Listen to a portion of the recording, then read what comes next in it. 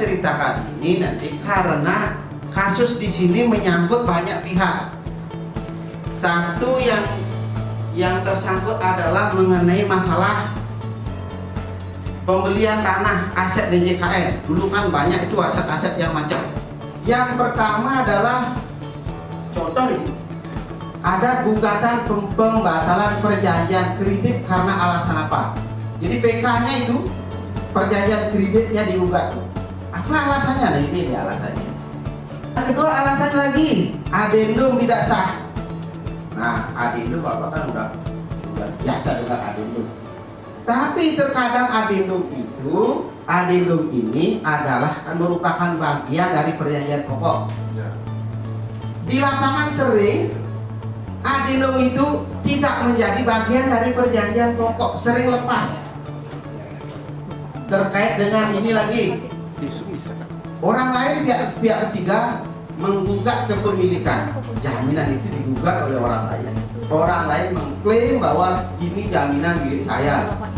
Nah, itu juga bisa nanti menghambat proses lelang. Pokok perkara di nomor 1 menyatakan gugatan para penggugat tidak dapat diterima. Gugatan tidak dapat diterima. Begitu putusan pengadilan. Artinya apa? Artinya bagi yang mungkin masih ragu-ragu, gugatan ini secara formal masuk gugatan ini tidak diterima oleh hakim karena syarat formalnya ini tidak terpenuhi, entahlah subjeknya, entahlah. Nah, dari salah satu bagian peribahasa lama lagi, yang menang jadi arang, yang kalah jadi abu, kasihan itu waktu lagi itu. Jadi itu Bapak Ibu, kami berikan kesempatan waktu kurang lebih 10 menit. Kalau ada yang mau bertanya, Bapak Ibu silakan. Nah, yang barangkali sampaikan di sini, sering yang bertanya dalam hati kecil ya, masa sih Abang bisa kalah? Masa sih Abang bisa kalah? Dia punya uang, datang ke bank membawa jaminan, kita cek, kita ikat sesuai dengan apa yang harus kita lakukan. Nah seandainya pun bank itu dalam arti pemahaman hukumnya kurang sempurna, masa sih bank bisa kalah, Pak? Supaya clear di sana, tidak ada fraud, tidak ada sogokan dan sebagainya. Nah ini yang barangkali yang sering mengambil pikirannya, masa sih bank kalah?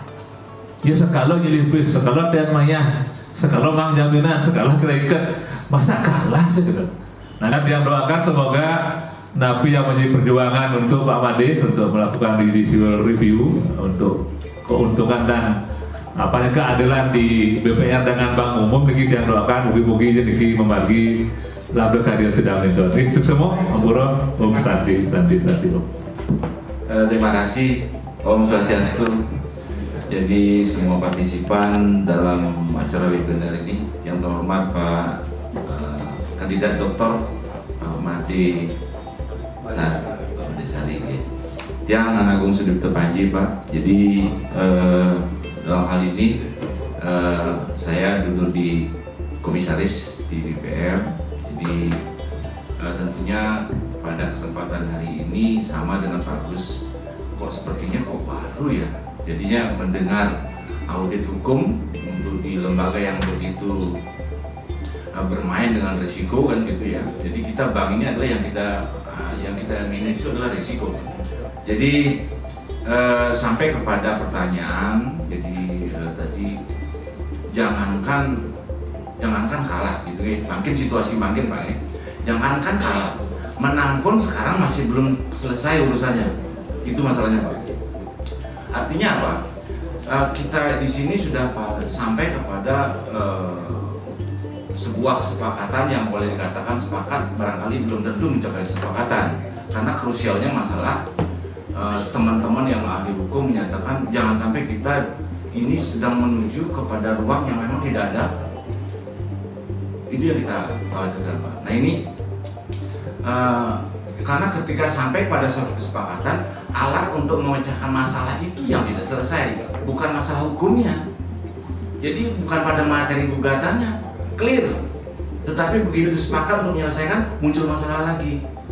Jadi ini mengantisipasinya mungkin yang perlu sedikit advance. Jadi alat-alat untuk menyelesaikan sebuah kesepakatan itu yang mungkin menjadi sebuah pemahaman untuk kita bersama, Pak. Jadi saya kira itu yang mungkin kita juga perlu menolehnya. Jadi jangan sampai kita juga menuju sebuah kesepakatan tetapi tidak selesai.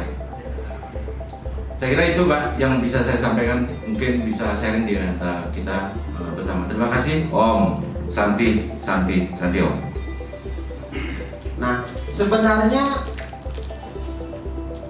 kalau di mata hukum yang sekarang, Pak ya, kita kan berjuang nih di Mahkamah Konstitusi, perbedaan perlakuan baik DPR maupun bank umum. Begitu juga kita di masyarakat, baik bank maupun nasabah itu diperlakukan di depan hukum sama. Nah, yang menjadi persoalan sekarang adalah di dalam posisi yang sama itu masing-masing dia akan punya hak dan kewajiban yang diatur sesuai dengan aturan. Nah, sepanjang memang bank melaksanakan kegiatan usaha perbankan BPR itu memenuhi standar aturan yang ada, pastilah dilindungi. Jadi gitu. Jadi meskipun bank ini, maaf ini Pak ya, tidak bermaksud untuk mengecilkan, bukan hanya bank, meskipun bank, ya kalau memang diketemukan celah hukum yang membuat salah ya akhirnya juga salah. Apalagi sekarang dengan era keterbukaan ini, kita tidak bisa lagi menutup-nutupi, Pak. Sedikit saja ada kelemahan itu bisa dibuka, diketahui banyak orang. Jadi karena kesadaran hukum kita sudah semakin lama semakin tinggi. Nah, justru itu saya prihatin ini, bank sudah ngeluarin kredit, kemudian tidak dikembalikan, suruh bayar, dilelang, dia main-main. Nah, itu terpanggil juga hati saya. Nah, tetapi di dalam memperjuangkan itu hak dan kewajiban. Nah, makanya saya sarankan bahwa kita dari diri bank sendiri dulu dilengkapi, sehingga kita di saat kita menuntut juga legalitasnya ada, di saat kita dibalik dituntut juga mereka yang menuntut juga tidak dilindungi oleh hukum karena memang dia misalnya tidak mempunyai hak untuk itu atau dia melanggar kewajibannya. Pak Made, sebelum kami akhiri mungkin ada closingnya Pak Made, satu kata dua kata untuk teman-teman kita semua.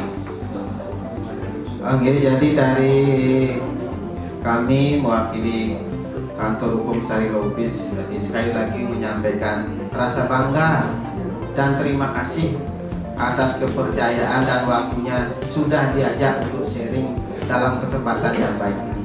Ya, terima kasih sekali lagi. Terima kasih Pak Made Sari.